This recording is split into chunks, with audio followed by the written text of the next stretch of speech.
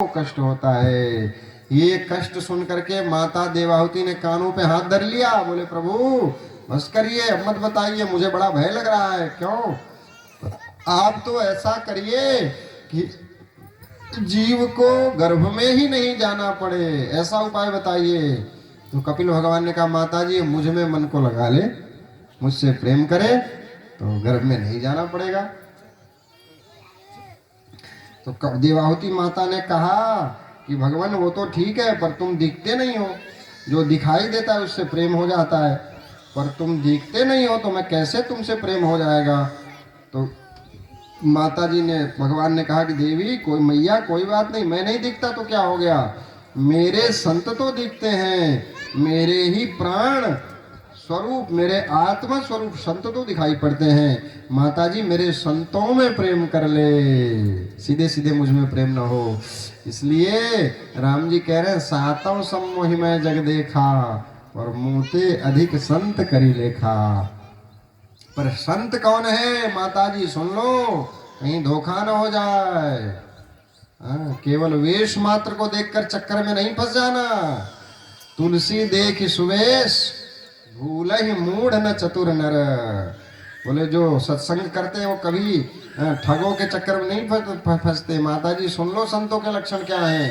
बोले हे माता जी तितिक्षवः कारुणिकः सुहृदः सर्वदेहिनां अजात शत्रवः शांता साधवः साधुभूषणः। हे माता जी मेरे संत तितिक्षु होते हैं। तितिक्षु मतलब सहनशील, जाड़ा गर्मी वर्षा भूख प्यास मान अपमान सबको सहन कर लेते हैं। कैसे? बोले समचित्ता प्रशांता, बोले सम रहते हुए। संत कैसे? तितिक्षु होते हैं, सब सह लेते हैं, पर कभी अपकार करने वाले के प्रति भी कभी मन में श्राप देने की भावना नहीं आती। कोई बड़ा से बड़ा अपराध कर दे संतों को, वो दया ही करते हैं, भगवान इसको सद्बुद्धि दे। तितिक्षु होते हैं। और बोले कारुणिका, बोले उनमें करुणा होती है। संसार में सबसे ज्यादा प्रेम माँ करती है, पर माँ से भी सैकड़ों गुना ज्यादा प्रेम कोई करने वाला है वो संत होते हैं। क्योंकि माँ केवल संसार का सोचती है, संत लोक परलोक दोनों की चिंता करते हैं। इसलिए संत माता से भी बढ़कर अधिक प्रेम करने वाले, करुणा होती है। सुहृदः सर्वदेहिनाम। और संत कैसे होते हैं? बोले सर्वदेहिनाम सुहृदः, बोले चेटी चेटा कछुआ मछली मच्छर बकरा मुर्गा गाय भैंस गधा मनुष्य, बोले सबको समान रूप से सबका हित चाहने वाले होते हैं, सबका हित चाहते हैं, बोले सबका भला हो जाए। और संत कैसे? बोले वो अजात शत्रवः, बोले संत अजात शत्रु होते हैं। संतों का कोई दुश्मन नहीं होता, कोई पराया नहीं होता, कोई अपना नहीं होता। और बोले शांता, शांत होते हैं माता जी संत। साधव साधु भूषण, बोले वो साधुन भूषण, साधुओं की भी शोभा होते हैं, ऐसे मेरे संत होते हैं माता जी। ऐसे संतों से प्रेम कर ले तो मेरे प्रेम से भी बढ़कर के स्थिति प्राप्त हो जाती। इसलिए संतों से प्रेम करो। इतना कपिलोपाख्यान का वर्णन करके माता भगवान कपिल ने सुनाया। माता देवाहुति को हृदय में इतना प्रेम प्रकट हुआ कि माता देवाहुति का शरीर ही गल गया, नदी बन के बह गया और जा करके समुद्र में मिल गया। माता देवाहुति का शरीर सिद्धिदा नाम की नदी के रूप में बह गया और सिद्धिदा नदी और समुद्र में जाकर के मिल गया। तो इसलिए कहावत है ना, सब तीर्थ बार बार पर गंगा सागर एक बार। क्यों? बोले गंगा सागर क्या है? बोले कपिल भगवान के ज्ञान की गंगा, माता देवाहुति के प्रेम भक्ति की गंगा और कपिल भगवान के ज्ञान का समुद्र, दोनों का मिलन ही गंगा सागर है। कपिलोपाख्यान ही गंगा सागर है। सब बार बार सुनो कपिलोपाख्यान, ध्यान से एक बार कोई सुन लेगा तो बोले उसको फिर कभी माँ के गर्भ में नहीं आना पड़ेगा। एक बार यही कपिलोपाख्यान है, यही गंगा सागर है। बोलो श्री कपिल भगवान की, देवहूति माता की। चौथे स्कंद में दक्ष यज्ञ का प्रकरण आता है।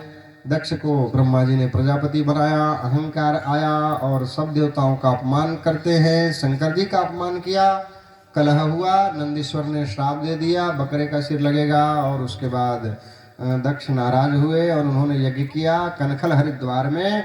और वहाँ पर भगवान शिव को नहीं बुलाया, शव को बुलाया है। सब देवता आए, शंकर जी नहीं आए। सती माता ने कहा प्रभु मेरे पिता के यहाँ यज्ञ है, चलिए ना। तो शंकर जी ने कहा दिग्विजय देखो चलता तो जरूर, पर तुम्हारे पिताजी मुझे शत्रु मानते इसलिए मैं नहीं जाऊंगा। अच्छा, मेरे पिताजी शत्रु मानते, इसका क्या प्रमाण है? अरे बोले एक बार यज्ञ में झगड़ा हो गया था नंदीश्वर से, तभी से मुझे शत्रु मानते हैं। माता जी ने कहा ये माताएं होती ना अपने मायके का पक्ष बहुत लेती है। हाँ। इनको सब सहन है, सब कह लो, इनको गाली दे लो सह लेंगी, और इनके माता पिता को, भाई को, इनके मायकों को अगर आप कुछ कह दोगे तब सहन नहीं कर पाती है। इसलिए कथा जीना भी सिखाती है। चाहते हो कि ठीक से रोटी दाल मिलती रहे तो कभी भी इनके मायके पर आक्षेप मत करना। इनको भले जो सुना लो, तुम्हारे पिताजी ऐसे, तुम्हारी माता ऐसी, तुम्हारा मायका ऐसा, ये सब बातें कभी मत कहना आप लोग। अगर ठीक से रोटी दाल चाहिए, शांति परिवार में चाहिए तो। और माताओं को भी चाहिए, बहुओं को भी चाहिए कि अपने ससुराल में, अपने पति के घर पे, अपने मायके घर वालों की बार बार प्रशंसा नहीं करे। हमारे यहाँ तो ऐसा होता है, तुम्हारे यहाँ ऐसा नहीं होता। मतलब अपने ससुराल को कभी मायके के तुलना करके नीचा मत दिखाया करो, कभी नहीं दिखाना चाहिए। और भाइयों को कभी अपने ससुराल के लिए हल्की बात नहीं करनी चाहिए, दोनों बात है। ये बात दक्ष माता जी ने कहा नहीं नहीं प्रभु चलो ना चलो, बार बार शंकर जी मना करते रहे, माता जी मानी नहीं। तो भगवान शंकर का तुम जाओ, मैं नहीं जाऊंगा। तो माता जी गई, वहाँ अपमान हुआ, यज्ञ में भस्म हो गई। और फिर भगवान ने क्रोध किया, दक्ष के यज्ञ को विध्वंस किया। और फिर बकरे का सिर दक्ष प्रजापति को लगा। जो भगवान में भेद करता है, भगवान नारायण में शंकर जी अलग है, राम जी अलग है, ऐसा जो भेद करता है बोले वो बकरा हो जाता है अगले जन्म में। देखो दक्ष प्रजापति ने भेद किया ना, भगवान नारायण बड़े, शंकर जी छोटे, शंकर जी बड़े वो छोटे, तो दक्ष को भी बकरा बनना पड़ा। इसलिए बकरा नहीं बनना है, हलाल नहीं होना है। तो जो राम जी हैं वही शिव जी हैं, जो शिव जी हैं वही राम जी, कोई बड़ा छोटा नहीं। हमको कौन प्रिय लगता है ज्यादा बोले उसे पकड़ लो, बाकी बड़े छोटे के चक्कर में मत उलझो। बोलिए शंकर भगवान की। उसके बाद श्री ध्रुव जी का चरित्र आता है। ध्रुव जी का चरित्र आप सब लोग जानते हैं। माता ने गोद से उतार कर पटक दिया। उत्तान पादव, यश उत्तान पाद नाम के राजा हुए। उनकी दो पत्नियां सुरुचि और सुनीति। उत्तान पाद कौन है? बोले हम आप सब उत्तान पाद हैं। उत्तान पादव यश बोले उत्तान पाद, पांव ऊपर सर नीचे, हम सब गर्भ में ऐसे ही तो थे। तो जीव ही उत्तान पाद है। हर जीव की दुधा बुद्धि होती है। सुरुचि और सुनीति, सुरुचि मतलब जो मन में आए वही करना सुरुचि है, और जो संत सदगुरु शास्त्र कहते हैं वो करना सुनीति है। तो सुनीति का जब तक आदर रहा तो इनके जीवन में सुख शांति रही। और जैसे सुनीति के चक्कर में पड़े, और सुनीति सुंदर लगती है, मन में आए अब 8 बजे तक सोने को सोते रहो, पड़े रहो, कोई बोलने वाला नहीं है, ये सबको प्यारा लगता है। सुरुचि सबको प्रिय लगती है, सुनीति अच्छी नहीं लगती। सुनीति तो शास्त्र संत यही कहेंगे कि सूर्योदय से पहले जग जाओ। तो जीव कहता है महाराज जी अभी अभी तो नींद आई, रात भर गर्मी लग रही थी, बहाने बनाता है, गर्मी लगी अभी अभी, हम सूर्योदय से पहले कैसे जग जाए। सुनीति अच्छी नहीं लगती, क्योंकि सुनीति के पालन में थोड़ा सा कष्ट तो होता है, धर्म पालन में कष्ट होता है, पर भविष्य में सुनीति का पालन करने से ध्रुव प्राप्त होता है। ध्रुव मतलब अटल अमृतत्व, जन्म मृत्यु के बंधन से मुक्ति प्राप्त हो जाती है। और सुरुचि के पालन करने से उत्तम होता है। लगता है सब मनमाना हो रहा है, जो मैं चाह रहा हूँ वही कर रहा हूँ। फिर बोले उत्तम भी थोड़े समय के लिए, इसलिए उत्तम यक्षों से लड़ते हुए मारे गए। इसलिए ध्रुव चाहिए तो सुनीति का पालन करना, सुरुचि के चक्कर में मत उलझ जाना। हाँ, संत शास्त्र सदगुरु जैसा कहते हैं वैसे ही जीवन जीना, मनमाना आचरण नहीं करना। ध्रुव जी गए हैं, माता ने पटक दिया उठा करके। अच्छा देखो, सुरुचि सुनीति दोनों जब तक घर में थी तब तक ठीक था। कभी सुरुचि के पास चले गए, कभी सुनीति, कभी शास्त्र की बात मान, कभी कभी मन का भी कर लिया तो चल जाता है। पर जब व्यक्ति सुरुचि के वश में होता है और सुनीति का त्याग कर देता है, वहीं से जीवन में पतन शुरू हो जाता है। सुरुचि के कहने पर सुनीति ने का त्याग कर दिया महाराज उत्तानपाद ने। सुरुचि ने कहा घर में एक रहेगी, या मैं रहूंगी या वो रहेगी। तो सुरुचि बड़ी सुंदर है, इसके चक्कर में पड़ के सुनीति को घर से निकाल दिया। एक कोने में झोपड़ा बना के बेचारी रहती है। उनके पुत्र ध्रुव हैं और जैसे तैसे पालन कर रही है महाराज उसी समय। और एक दिन की बात है, पिताजी बैठे हैं तो ध्रुव को भी मन में आया उत्तम भैया गोद में बैठा, मैं भी बैठूं। गोद में बैठा तो सुरुचि ने उठा के पटक दिया, खबरदार दोबारा हिम्मत की तो, अगर तुम अभागे हो, अगर तुम्हें पिता की गोद में बैठना है तो मेरे कोख से जन्म लो, तपस्या करो। बालक 5 साल का दुखी हो गया, माँ से कहा जा करके, माँ क्या पिताजी मेरे पर मेरा अधिकार नहीं है? माँ ने मुझे पटक दिया। पिताजी एक शब्द नहीं बोले। तो क्या कहा माँ ने? माँ ने कहा तब करो। तो सुनती माँ, आजकल की मैया होती तो कहती लाठी आओ, चलो देखती हूँ, मेरा भी अधिकार है, कैसे नहीं देगा वो।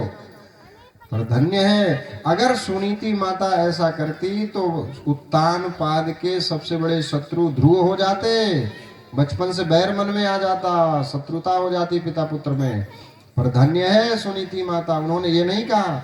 उन्होंने कहा बेटा तुम्हारी छोटी माँ ने ठीक कहा है, तपस्या करो, पर संसारी राजा की गोद में बैठने के लिए नहीं, परम पिता की गोद में बैठने के लिए जाओ, तपस्या करो। धन्य है माँ, 5 साल के बालक को तपस्या को भेज दिया। नारद जी मिले, समझाया मत जाओ, राक्षस शेर खा जाएंगे तुमको, जंगल में भय लगेगा। ध्रुव मतलब अटल। ध्रुव जी ने कहा कुछ भी हो जाए मैं लौटूंगा नहीं।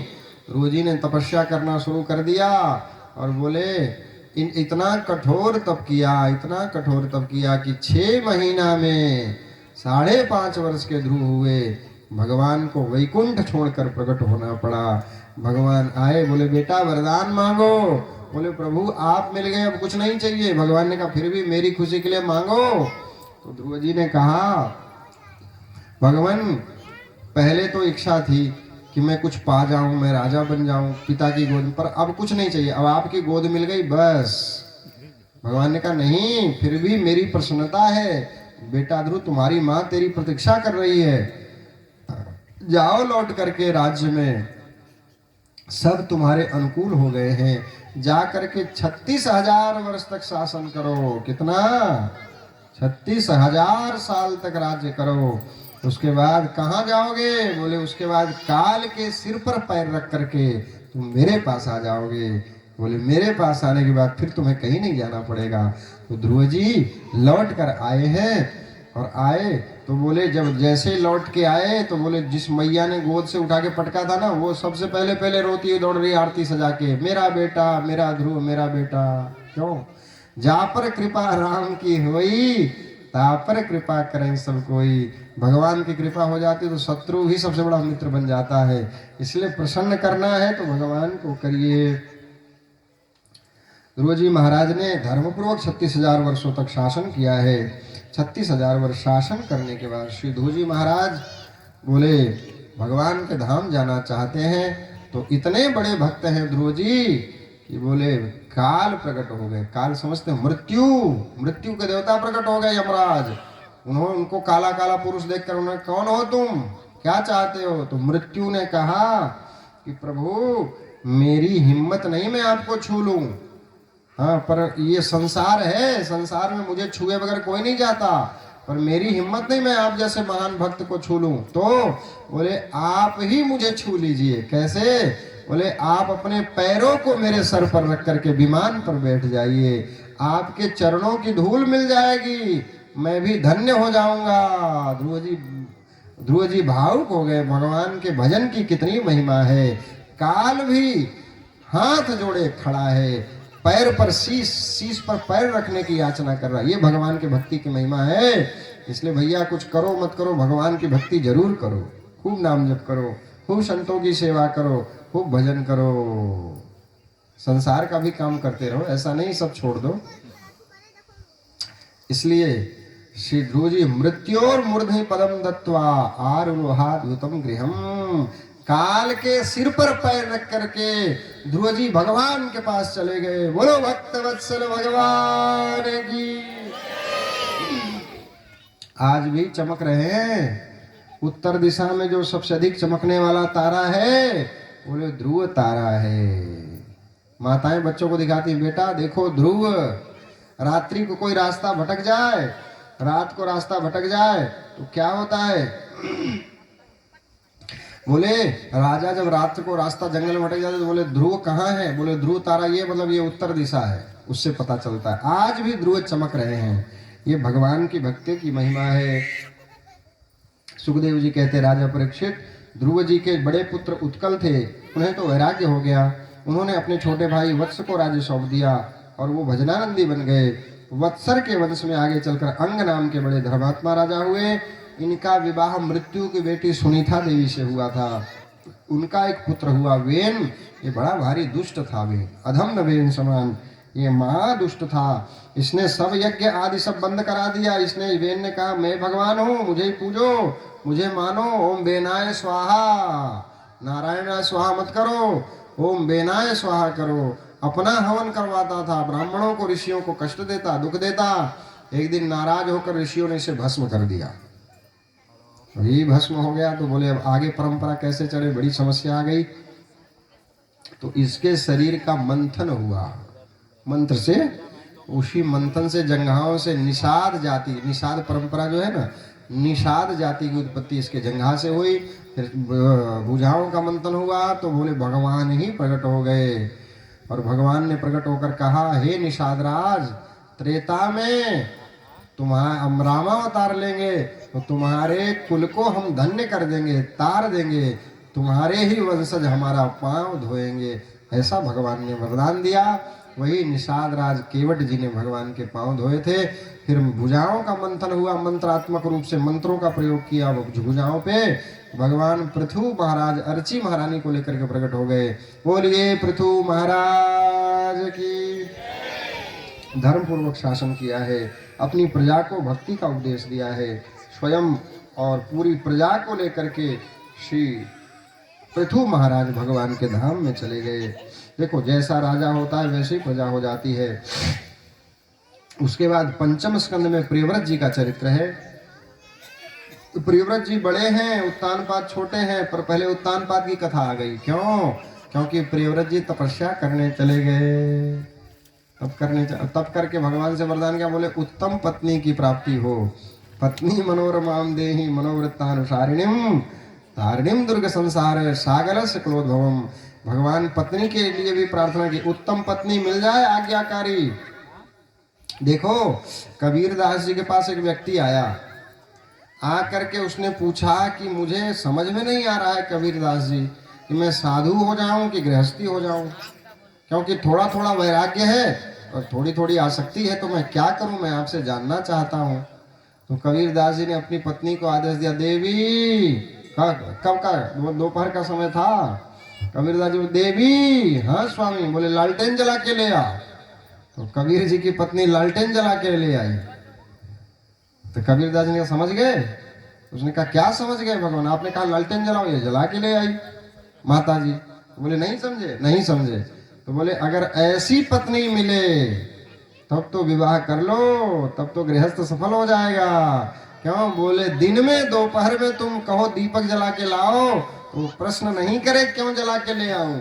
ऐसी पत्नी मिल जाए तो ठीक है कर लो, नहीं तो मत करो, क्योंकि फिर प्रतिकूल मिल गई, उल्टी वाली मिल गई, सब गड़बड़ हो जाएगा। तो कबीर दास जी ने कथा सुना दी उस व्यक्ति को। बोले देखो राजस्थान के ब्यावर में एक पंडित जी रहते थे।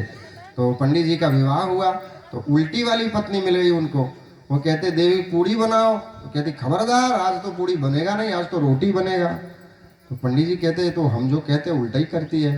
तो पंडित जी कहते देवी प्यास लगी है, पानी पिला दो आज, बोले बहुत पानी पीते हो तुम, दूध पियो दूध, छाछ पियो छाछ, रात को भी छाछ पिलाती ला करके। तो पंडित जी बड़े चिंतित हो गए, बड़ी खतरनाक औरत है, अब पल्ले पड़ गई तो झेलना तो पड़ेगा। तो एक दिन मेहमान आए थे, तो पंडित जी ने कहा देवी मेहमान आए हैं, आज तो कुछ चटर पटर बना दो बढ़िया सा इनके लिए। बोले खबरदार, आज तो नमक और भात बनाऊंगी। तो मेहमान के सामने पंडित जी लजा गए, बेचारे उल्टे ही करती है सब काम, सब जो गड़बड़ कर देती है तो बेइज्जती हो जाती है। पूरे गांव में हल्ला मच गया कि पंडित जी की पत्नी तो पंडित जी की नहीं सुनती। तो बोले कहो पंडित जी घर पे क्या हाल है, तो सोई पंडित जी लजा जाते। पंडित जी को लगता है तो मामला फंस गया, उल्टा हो गया। तो पंडित जी ने एक दिन बड़ा सोचा क्या करूं क्या करूं क्या करूं। तो पंडित जी ने सोचा मैं जो कहता हूं इसका ठीक उल्टा करती है ये, तो अगर मैं उल्टा कहूं तो सीधा करेगी। तो पंडित जी ने ट्रिक निकाल ली, बोले कि उल्टा ही बोलूंगा। तो पंडित जी बोले देवी आज तो बड़ा बढ़िया मौसम हो रहा है, हाँ थोड़ा थोड़ा बारिश हुई है, सोना सोना मौसम है, पकौड़ी कभी मत बनाना तुम भूल के। तो कहती खबरदार, आज तो पकौड़ी ही बनेगा। तो वही पकौड़ी बन जाता। पंडित जी ने कहा ये बढ़िया है, सब उल्टा काम कहूंगा। मेहमान दोबारा आए तो पंडित जी ने कहा खबरदार, ये आए हैं नमक भात दे दो, अच्छी चीज कभी बनाना मत। उसने कहा तुम बेवकूफ हो एक नंबर के, मेहमान आए तो अच्छा बनाना चाहिए, आज तो मैं गुजिया बनाऊंगी। गुजिया, सोई गुजिया बन गई। पंडित जी ने कहा ये बहुत अच्छा हो गया। तो महाकुंभ का मेला आ गया और पंडित जी को मन हुआ कि चल के संगम नहाए। गृहस्थ आदमी को अपने पत्नी को लेकर के तीर्थ यात्रा करनी चाहिए, अकेले नहीं करनी चाहिए, क्योंकि अकेले करोगे तो बोले आधा पुण्य पत्नी को मिल जाएगा, आधा ही रह जाएगा आपके पास। हाँ, इसलिए पूरा पुण्य लाभ लेना है तो पत्नी को साथ में लेकर के जाओ गृहस्थी जन। तो बोले पंडित जी को मन में आया चल करके हम संगम नहाए, महाकुंभ स्नान करें। तो पर ये मानेगी नहीं। तो पंडित जी का देवी महाकुंभ आया है प्रयागराज में, पर देखो भूल के कह मत देना कि महाकुंभ नहाऊंगी, मैं कभी नहीं ले जाऊंगा तुमको। सोई कपड़ा गट्ठर बांध के तैयार हो गई, क्या हिम्मत है तुम्हारी, नहीं ले चलोगे, चलना ही पड़ेगा। सोई पंडित जी ने कहा ये बढ़िया है, अंदर अंदर मुस्कुराए बेचारे। तो महाकुंभ में पहुंच गए संगम में, तो वहां स्नान किया पंडित जी ने। बोले स्नान करके आए, पंडित जी बोले पहले तुम नहाओ। तो उसने कहा नहीं पहले तुम नहाओ। तो पंडित जी ने कहा भैया ठीक है, पहले तो वैसे भी मैं ही नहाना चाहता था। पंडित जी नहाने गए, डुबकी लगा के नहा के आए। अब वो जाने लग गई तो पंडित जी को जब जल में गई वो तो थोड़ा गहराई में जाने लग गई। तो पंडित जी के मुंह से निकल गया देवी ज्यादा आगे मत जाओ, बहुत गहरा है, बहुत प्रवाह तेज है, मत जाओ आगे, डूब जाओगी। तो उसने पानी में से कहा खबरदार, मैं तो आगे ही जाऊंगी। और महाराज गई तो बेचारी चली ही गई। पंडित जी माथा पकड़ के बैठे हैं, भगवान एक ही बार सब चूक हो गई, उल्टा ही बोलना था, और गहराई में जाओ तो नहीं जाती, मैंने मना कर दिया, चली गई तो चली ही गई बेचारी। तो कबीरदास जी ने कहा ऐसी मिले तो फिर बोले गृहस्थ नरक हो जाता है बेटा, ऐसी मिले जैसे मुझे मिली है। मैंने दोपहर का समय है, मैंने कहा ललटेन जला के लाओ, तो इसने पूछा नहीं क्यों लाऊं, क्या करोगे, ऐसी मिले तो धन्यो गृहस्थ आश्रम, नहीं तो बेटा विवाह मत करो। और रहीमदास जी तो कहते हैं रहीमन ब्याह व्याधि है, रहो तो सको बचाए, पावन बेणी पड़त है, ढोल बजाए बजाए। विवाह ऐसा बंधन है कि फंस जाओगे तो निकल नहीं पाओगे, और फंसाया जाएगा तुमको कैसे, बोले ढोल बजा बजा के नाच नाच के तुमको फंसाया जाएगा।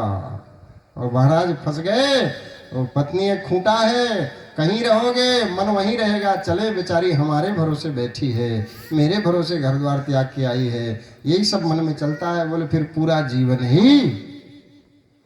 अच्छा गृहस्थ आश्रम ऐसा दलदल है ना, एक बार फंस गए ना तो फिर फंसता ही जाता है आदमी, उलझता ही जाता है, उलझता ही जाता है। जैसे एक झूठ बोल दिया, उसे छुपाने के लिए 10 झूठ बोले, फिर उन्हें छुपाने के लिए 100 झूठ बोलना पड़ेगा।